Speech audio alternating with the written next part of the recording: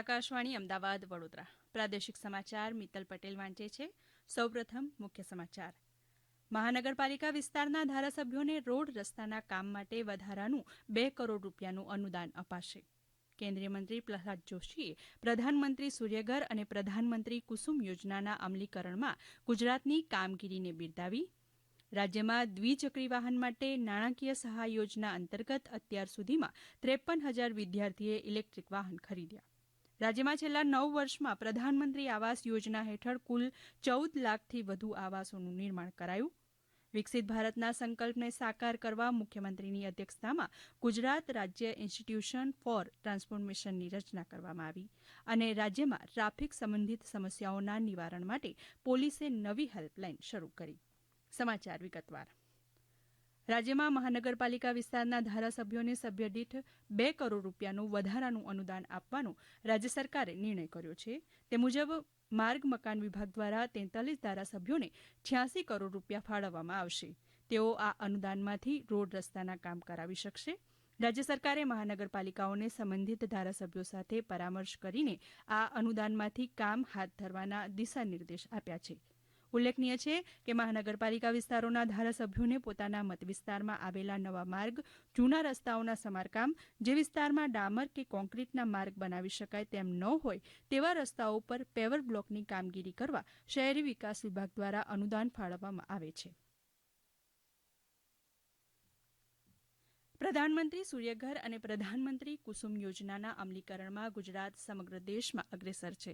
ગાંધીનગરના મહાત્મા મંદિર ખાતે આ બંને યોજના અંતર્ગત રાજ્યએ કરેલી કામગીરીની સમીક્ષા બેઠકમાં કેન્દ્રીય નવીન અને નવીનીકરણ ઉર્જામંત્રી પ્રહલાદ જોશીએ કહ્યું કે ગુજરાત પરંપરાગત ઉર્જા ઉત્પાદનમાં અન્ય રાજ્યો કરતાં વધુ સક્રિય રીતે કાર્ય કરી રહ્યું છે. સમીક્ષા બેઠકમાં રાજ્યના ઉર્જામંત્રી કનુ દેસાઈએ જણાવ્યું કે પ્રધાનમંત્રી સૂર્યઘર યોજનાના અમલીકરણમાં ગુજરાત બાદ મહારાષ્ટ્ર, કેરળ, ઉત્તરપ્રદેશ અને મધ્યપ્રદેશનો ક્રમ આવે છે. આ બંને યોજનાના અમલમાં ગુજરાત ટૂંક સમયમાં પોતાનો લક્ષ્યાંક પૂર્ણ કરી નવો લક્ષ્યાંક સ્થાપિત કરશે.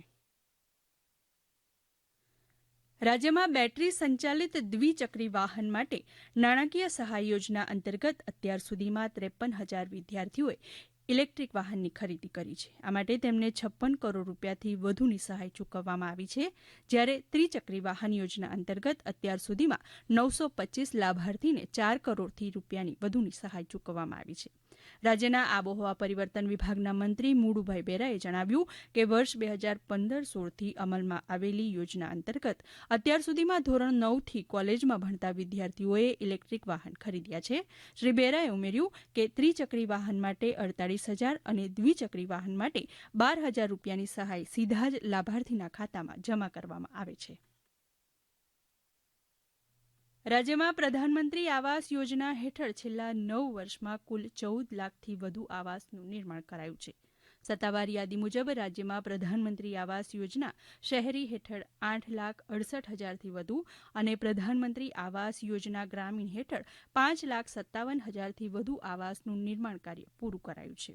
વર્ષ 2015માં અમલમાં આવેલી પ્રધાનમંત્રી આવાસ યોજના અંતર્ગત ગુજરાતને પ્રધાનમંત્રી આવાસ યોજના શહેરી માટે 14 અને ગ્રામીણ માટે 3 પુરસ્કાર પણ પ્રાપ્ત થયા છે. કેન્દ્ર સરકારે વર્ષ 2020માં અફોર્ડેબલ રેન્ટલ હાઉસિંગ કોમ્પ્લેક્સીસ યોજના હેઠળ આર્થિક રીતે નબળા લોકો અને કામદારોને સસ્તા ભાડાના આવાસ પૂરા પાડવા માટે જાહેરાત કરી હતી. તેના 3 જ મહિનામાં સુરત શહેરી વિકાસ સત્તામંડળ વિસ્તારમાં નિર્માણ થયેલા 393 આવાસને મોડેલ 01 અંતર્ગત ભાડાના મકાનોમાં રૂપાંતરિત કરીને પ્રોજેક્ટની મંજૂરી મેળવનારું ગુજરાતનું દેશનું પ્રથમ શહેર બન્યું હતું. આ સમાચાર આપ આકાશવાણીના અમદાવાદ વડોદરા કેન્દ્ર પરથી સાંભળી રહ્યા છો. આ સમાચાર આપ અમારી YouTube channel AIR news Gujarat પર પણ સાંભળી શકશો. વધુ સમાચાર માટે આપ અમારા ટ્વિટર હેન્ડલ AIR_news_ABADને ફોલો કરી શકો છો. ગુજરાતી ભાષાના 7 વાર્તાકારોને ધૂમકેતુ નવલિકા પુરસ્કારથી સન્માનિત કરાશે. ગુર્જર પરિવાર અને ધૂમકેતુ પરિવારના સંયુક્ત ઉપક્રમે આગામી 14મી સપ્ટેમ્બરે વાર્તાકાર રામ મોરીને મહોતુ, અજય સોનીને રેતીનો માણસ, વિજય સોનીને વૃદ્ધ રંગાટી બજાર, જયંત રાઠોડને ઢોલી ધૂળ, રાકેશ દેસાઈને ટ્રાયલ રૂમ ધર્મેન્દ્ર ત્રિવેદીને પુષ્પક અને રાજેશ અંતાણીને તેમના ખાલી થતું ગામ વાર્તા સંગ્રહ માટે આ પુરસ્કાર એનાયત કરાશે. આજે વિશ્વ આત્મહત્યા નિવારણ દિવસ છે. આત્મહત્યાનું પ્રમાણ ઘટાડી લોકોમાં જાગૃતિ લાવવાના હેતુસર વિશ્વ આરોગ્ય સંસ્થા WHO દ્વારા વર્ષ 2003થી દર વર્ષે 10મી સપ્ટેમ્બરે આ દિવસ મનાવવામાં આવે છે. રાજ્યભરમાં વિવિધ સ્થળોએ આજે વિવિધ કાર્યક્રમો યોજાયા હતા. ગાંધીનગરમાં આવેલી ચિલ્ડ્રન્સ રિસર્ચ યુનિવર્સિટીના સ્કૂલ એજ્યુકેશન વિભાગ તેમજ ગાંધીનગર જિલ્લા શૈક્ષણિક સંઘ સંકલન સમિતિના સંયુક્ત ઉપક્રમે યોજાયેલા કાર્યક્રમમાં નેશનલ ફોરેન્સિક સાયન્સ યુનિવર્સિટીના અધ્યાપક વિશાલ પરમારે વિદ્યાર્થીઓને આત્મહત્યા નિવારણ અંગે માર્ગદર્શન આપ્યું હતું. ભાવનગરથી અમારા પ્રતિનિધિ સુરેશ ત્રિવેદી જણાવે છે કે શહેરની નંદકુંવરબા મહિલા કોલેજની વિદ્યાર્થીનીઓ દ્વારા આત્મહત્યાના વિચારને અટકાવવા માટે નૃત્ય નાટિકા તૈયાર કરવામાં આવી છે અને શહેરની વિવિધ શાળાઓમાં આ નૃત્ય નાટિકા પ્રસ્તુત કરાશે. કચ્છમાં સામાજિક સંસ્થાઓ અને જિલ્લા શિક્ષણ કચેરી દ્વારા ભુજ, માંડવી, અંજાર, ગાંધીધામ, મુન્દ્રા, નલિયા અને નખત્રાણા ખાતે વિવિધ શાળાઓ દ્વારા જનજાગૃતિ રેલી યોજવામાં આવી હતી. વેરાવળની મહિલા આર્ટ્સ એન્ડ કોમર્સ કોલેજમાં પણ આત્મહત્યા નિવારણ દિવસની ઉજવણી કરવામાં આવી હતી. પ્રધાનમંત્રી નરેન્દ્ર મોદીના વિકસિત ભારતના સંકલ્પને સાકાર કરવા મુખ્યમંત્રી ભૂપેન્દ્ર પટેલની અધ્યક્ષતામાં ગુજરાત રાજ્ય ઇન્સ્ટિટ્યુશન ફોર ટ્રાન્સફોર્મેશન એટલે કે ગ્રીટની રચના કરવામાં આવી છે. સત્તાવાર યાદી અનુસાર ટૂંકા અને લાંબા ગાળાના લક્ષ્યાંકને હાંસલ કરવા વ્યૂહાત્મક યોજનાઓની રચનામાં આ સંસ્થા માર્ગદર્શક સાબિત થશે.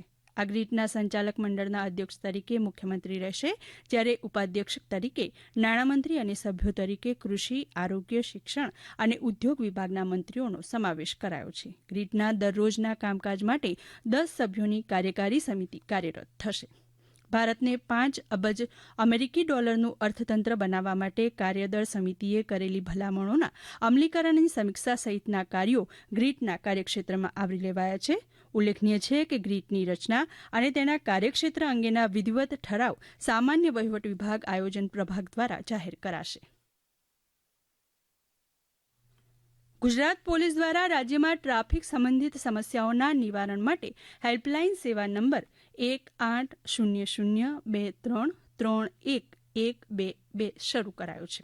રાજ્યના કોઈપણ સ્થળે સર્જાયેલી માર્ગ અકસ્માતની ઘટના, ટ્રાફિક જામની સમસ્યા કે અન્ય ટ્રાફિક સંબંધિત મુશ્કેલીની માહિતી નાગરિકો એક જ ફોન કોલથી આ નવી હેલ્પલાઇનમાં આપી શકશે. આ માહિતી તાત્કાલિક સંબંધિત વિસ્તારના પોલીસ અધિકારીને પહોંચાડી તેનું નિવારણ કરાશે. ઉપરાંત રાજ્ય પોલીસે અન્ય 3 સુવિધા પણ ઉપલબ્ધ કરાવી છે, જેમાં વેબસાઇટ, ઈમેલ આઈડી તેમજ સ્માર્ટફોન ઉપયોગકર્તા માટે વિશેષ એપ્લિકેશનની સેવાનો સમાવેશ કરાયો છે. હવે રાજ્યના કેટલાક સમાચાર સંક્ષિપ્તમાં. સાબરકાંઠા જિલ્લા પોલીસ વડા વિજય પટેલે હિંમતનગર પોલીસ પરેડ ગ્રાઉન્ડ ખાતે પદયાત્રીઓ માટે વિસામો ખુલ્લો મૂક્યો. છોટાઉદેપુરના જેતપુર પાવી કદવાલ રેન્જના વન વિભાગના કર્મચારી પર દીપડાએ હુમલો કરતા મોત નીપજ્યું. અમરેલી જિલ્લાના ખાંભા તુલસીશ્યામમાં કૂવામાં પડેલા દીપડાને વન વિભાગની ટીમે સુરક્ષિત બહાર કાઢી જસાધાર એનિમલ કેર સેન્ટર ખાતે ખસેડ્યો. અને પંચમહાલના ગોધરા ઔદ્યોગિક તાલીમ સંસ્થા ખાતે રોજગાર ભરતી મેળો યોજાયો. અંતમાં મુખ્ય સમાચાર ફરી એકવાર. મહાનગરપાલિકા વિસ્તારના ધારાસભ્યોને રોડ રસ્તાના કામ માટે વધારાનું $2 કરોડ અનુદાન અપાશે. કેન્દ્રીય મંત્રી પ્રહલાદ જોશીએ પ્રધાનમંત્રી સૂર્યઘર અને પ્રધાનમંત્રી કુસુમ યોજનાના અમલીકરણમાં ગુજરાતની કામગીરીને બિરદાવી. રાજ્યમાં દ્વિચક્રી વાહન માટે નાણાકીય સહાય યોજના અંતર્ગત અત્યાર સુધીમાં 53,000 વિદ્યાર્થીએ ઇલેક્ટ્રિક વાહન ખરીદ્યા. રાજ્યમાં છેલ્લા 9 વર્ષમાં પ્રધાનમંત્રી આવાસ યોજના હેઠળ કુલ 14 લાખથી વધુ આવાસનું નિર્માણ કરાયું. વિકસિત ભારતના સંકલ્પને સાકાર કરવા મુખ્યમંત્રીની અધ્યક્ષતામાં ગુજરાત રાજ્ય ઇન્સ્ટિટ્યુશન ફોર ટ્રાન્સફોર્મેશનની રચના કરવામાં આવી. રાજ્યમાં ટ્રાફિક સંબંધિત સમસ્યાઓના નિવારણ માટે પોલીસે નવી હેલ્પલાઇન શરૂ કરી. આકાશવાણીના અમદાવાદ વડોદરા કેન્દ્ર પરથી પ્રાદેશિક સમાચાર પૂરા થયા.